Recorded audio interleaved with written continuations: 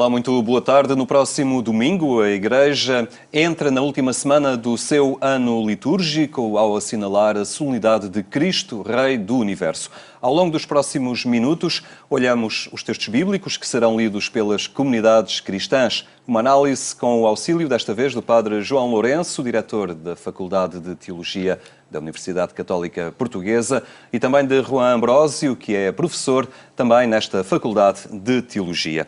Muito boa tarde. Obrigado por estarem uma vez mais na nossa companhia. A solenidade de Cristo, Rei do Universo. Temos aqui no centro, nesta proposta da liturgia, a realeza de Cristo, sublinhada este domingo. Muito boa tarde aos nossos telespectadores.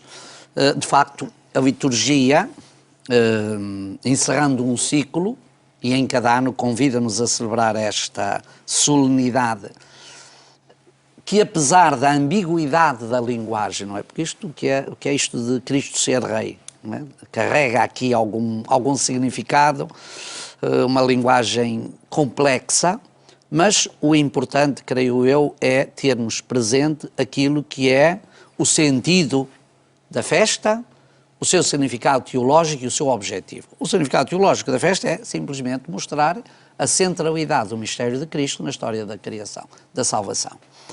E depois o objetivo é, de alguma forma também, convidar as comunidades, convidar os crentes a, eu diria quase, colocarem o sentido da sua vida naquela proposta que Jesus nos faz.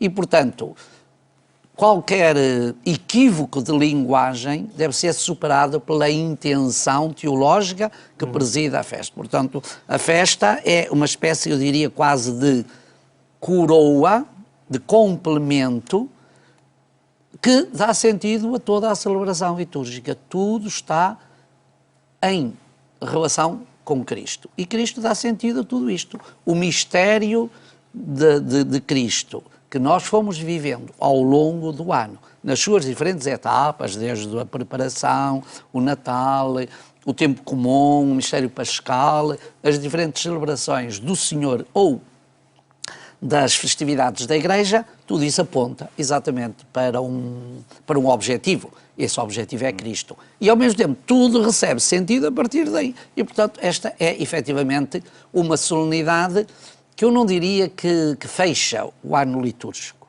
Não, ela coroa o ano litúrgico. E abre-nos imediatamente para outra etapa, porque a vida cristã é feita exatamente de etapas. E ao longo das etapas nós temos determinados objetivos, determinados percursos, podíamos dizer determinadas metas que vão dando sentido a cada uma dessas etapas que vamos percorrendo. E este é o sentido da festa de Cristo Rei. A questão da linguagem é muito importante, porque hoje, quando falamos em rei ou reinado, imediatamente fazemos leituras que não são aquelas que estão propostas pelos textos da liturgia. A ponto duas, pensamos em reino, pensamos em reinado, pensamos num território, num Estado, numa organização. Ora, o que aqui se fala não é nenhum território nem nenhum Estado alternativo a outros Estados. Também pensamos em reino ou reinado, pensamos na dignidade do rei. E estamos habituados a ver as monarquias, sobretudo na Europa onde vivemos, como pompa, circunstância, o que se anda à volta. Também não é nesse sentido que se fala de Cristo Rei. São categorias diferentes. Exatamente, são categorias diferentes. E quando lemos os textos, vamos perceber claramente que, ao falar em reinado, o que os textos estão mais a falar é na função que o rei tem que desempenhar face ao povo. E a obrigação do rei não é ser rodeado de uma corte, mas é agir para que todo o seu povo, que é da sua responsabilidade, possa viver bem. Para que haja paz, para que haja harmonia, para aqueles que mais precisam tenham as respostas necessárias. É nesse sentido também que Jesus é o Rei do Universo. Neste sentido teológico que acaba de ser referido e neste sentido de ação em prol de um povo, vem para o salvar, vem para que aqueles que têm necessidades sejam de facto respondidas às suas necessidades, aqueles que estão perdidos se encontrem, os que estão excluídos sejam incluídos. Portanto, não estamos a falar em categorias de poder nem territoriais, estamos a falar em categorias de relacionais e de serviço. E, portanto, este é um rei cujo pedra-toque é de serviço a todos os outros. E destes todos os outros destacam-se os que mais necessitam. E esta é certamente uma dimensão sublinhada nos textos Exatamente, litúrgicos deste domingo. A primeira leitura, desde logo, retirada do livro de Daniel. O Padre João Lourenço fala-nos aí de um filho de homem que surgirá na nuvem. Há aqui uma simbólica e um apresentar de uma figura carregada de significado.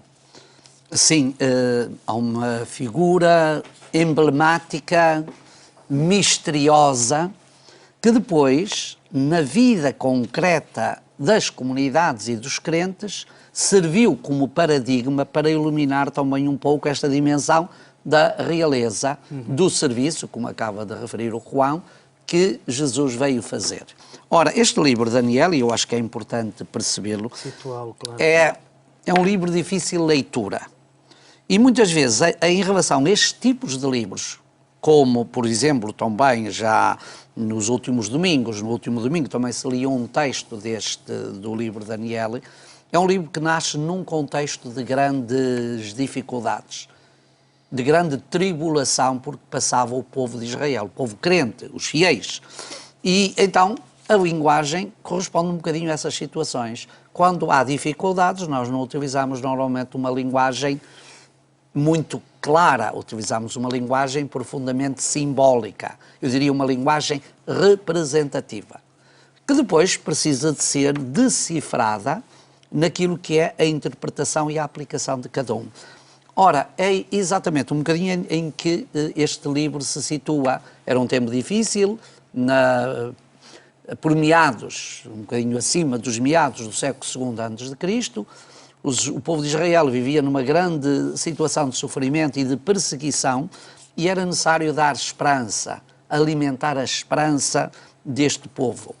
E era preciso também apresentar-lhe alguma coisa que se contrapusesse ao poderio, à opressão que os reis estrangeiros, neste caso Seleucidas, descendentes do Império e da dinastia de Alexandre Magno, impuseram ao povo de Israel pelo ano 175, ou seja, acabar com tudo aquilo que era a sua identidade específica.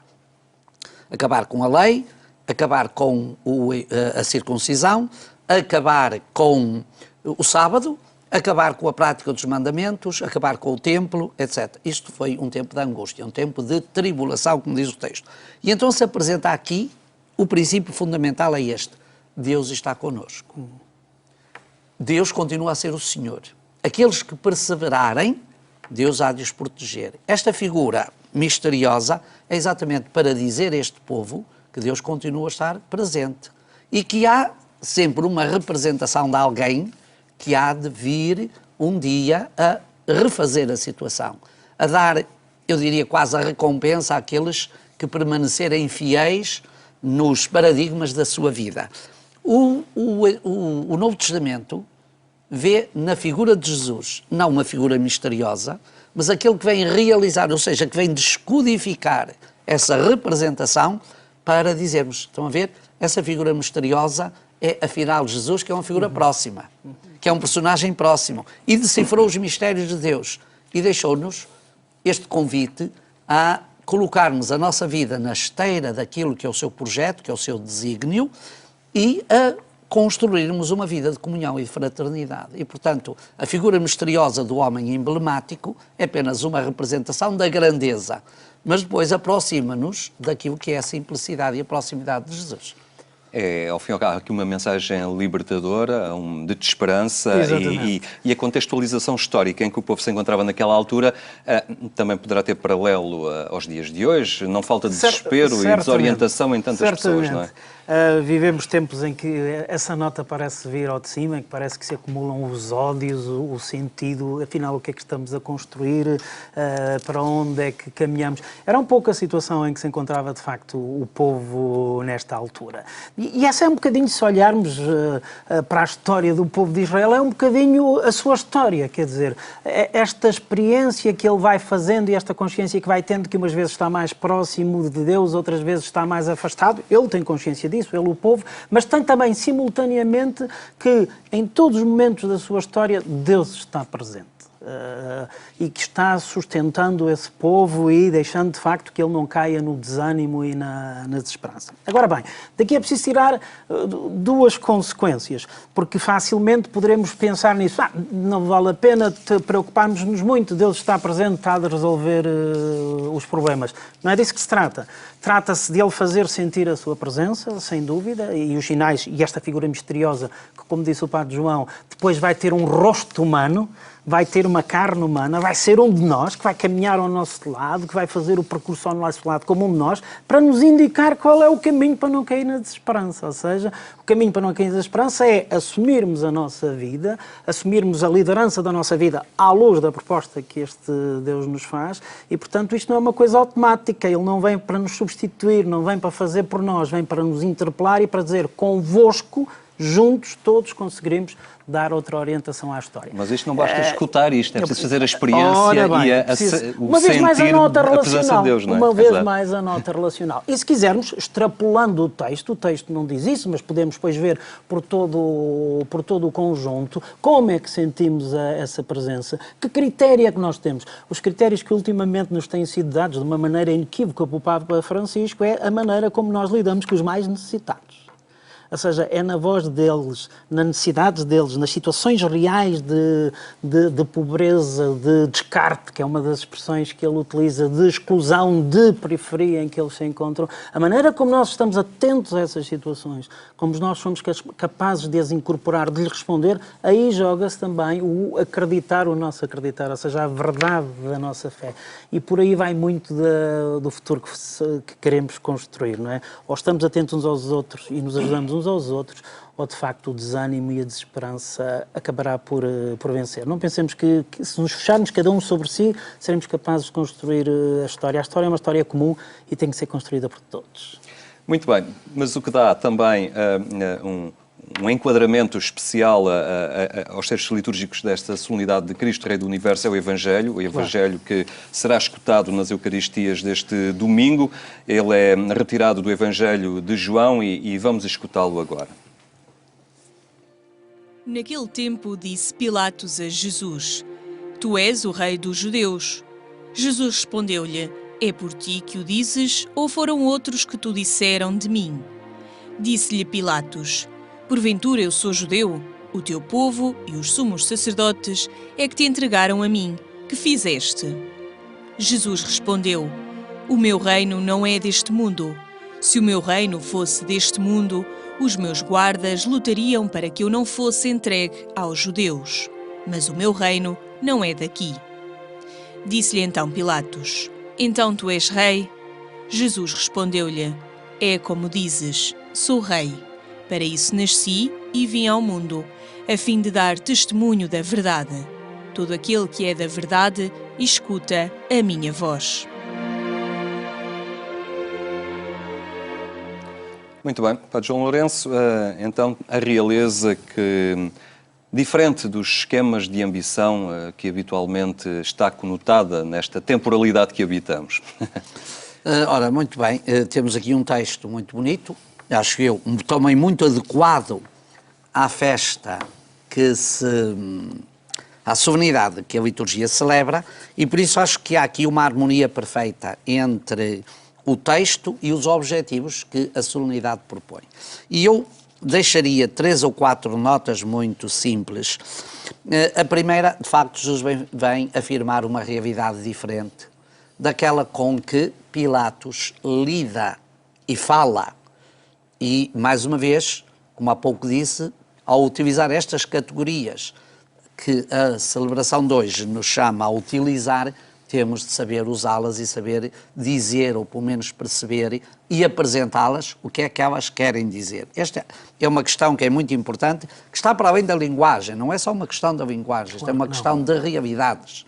Ou seja, Jesus vem para fazer uma afirmação de uma realeza, mas que é uma realeza de serviço, que não deixa de ser realeza, porque também o serviço, cada vez mais nós vemos que é a categoria que convence, é a categoria que dá crédito, é a categoria que dá a expressão concreta e real a uma fé que se vive e que se professa.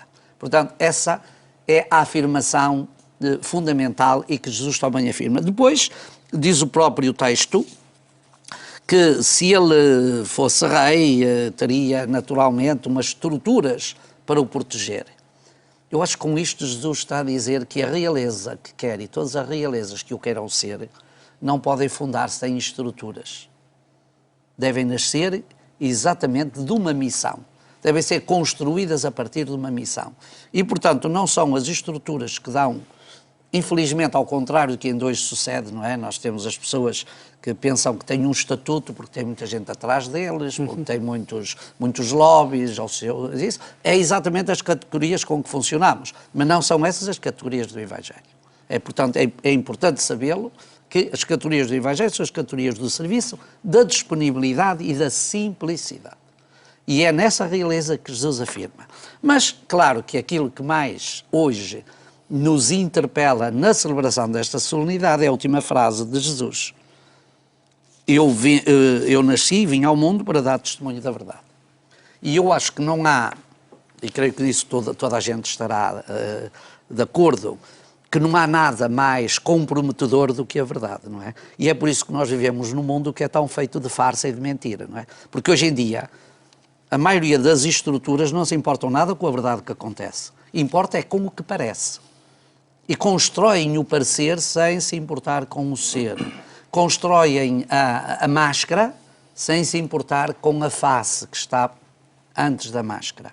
E Jesus Cristo vem dizer, efetivamente, nós hoje vivemos numa máscara social onde todas as estruturas, e não quero aqui estar a meter a foice até na própria atualidade política nossa, o quanto de máscara a gente vive, sem, de facto, o mínimo acesso à verdade. É na comunicação social, é nas questões políticas, nas questões sociais, enfim, e é também na própria Igreja. A máscara está muito presente. Muita gente se preocupa com o parecer e com aquilo que deixa transparecer. Bem, mas nosso Jesus Cristo convidou-nos a ir mais dentro, convidou-nos a ir mais profundo, convidou-nos a despir isso e não transformar a realidade cristã nas máscaras do teatro grego. Nós importamos muitas vezes para a cultura cristã a máscara do teatro grego, não é? Ora, a fé cristã não é tragédia, não é comédia, nem é paródia, para utilizar máscaras. É a luta pela autenticidade. Eu acho que a festa de Cristo Rei é uma belíssima festa e um belíssimo momento litúrgico para ser um convite forte à autenticidade, à simplicidade, ao desprendimento, à liberdade interior de consciência e de coração. Isso eu acho que é um grito forte. E o grito de Nosso Senhor sobre este aspecto, centrado na verdade, é tão grande ou maior do que o grito dele na cruz. Aliás, Pôncio Pilatos, a seguir, não está aqui no texto, mas vai perguntar o que é a verdade. Exatamente. É muito interessante isto que está a ser dito. Neste texto, por causa da verdade daquilo que Jesus Cristo é e vem fazer, encontramos um bocadinho, se quisermos, quando vamos lendo estas coisas e percebendo-as, encontramos até o motivo porque Jesus é condenado. É a questão de realeza. Portanto, quando Pilatos pergunta, és tu rei, o que é que estás a perguntar? Tu assumes-te como uma autoridade ao lado de César? Não pode, só pode haver um César, portanto tu terás que ser eliminado. E quando nós vamos analisar subversivo, aquilo... claro. Exatamente. Quando nós vamos analisar aquilo que tecnicamente se pode chamar o processo de Jesus, vamos ver uma coisa que é paradoxal, que ele é acusado de ser rei, para o poderem condenar e matar, exatamente porque ele não é um rei à maneira dos outros. Ou seja, quando as pessoas percebem que ele não vem, daqui a alusão às armas, não vem com um exército para se libertar do opressor e para entrar no diálogo com os reinos ao nível dos outros reinos, então diz, este homem, afinal de contas, já não nos serve, o melhor é tirá-lo do caminho. E como é que o posso tirar do caminho? Acusando-o de ser aquilo que verdadeiramente ele não era.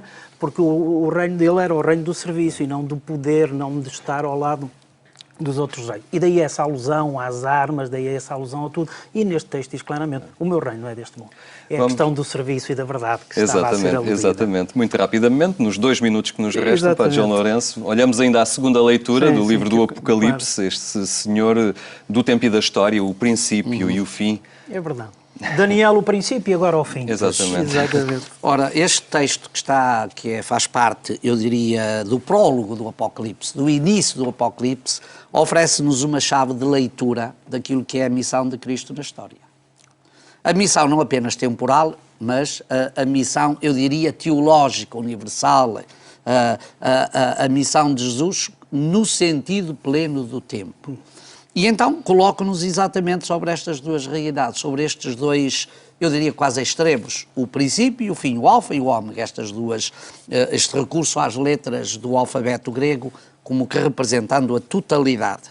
E diz-nos que de facto a realeza de Jesus passa exatamente por este serviço, eu diria de exemplaridade, este serviço de disponibilidade no qual, ou através do qual se realiza de facto a sua realeza.